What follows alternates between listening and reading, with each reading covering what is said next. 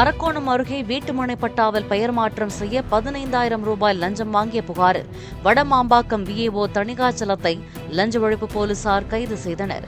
தாங்கள் கொடுத்தனுப்பிய ரசாயனம் தடவப்பட்ட நோட்டுகளை வாங்கியபோது தணிகாச்சலத்தை கைது செய்ததாக போலீசார் தெரிவித்தனர்.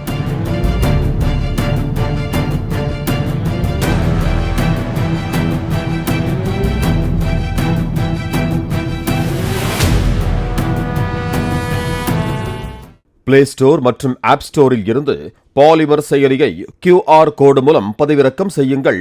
செய்திகளை உடனுக்குடன் பெறுங்கள்.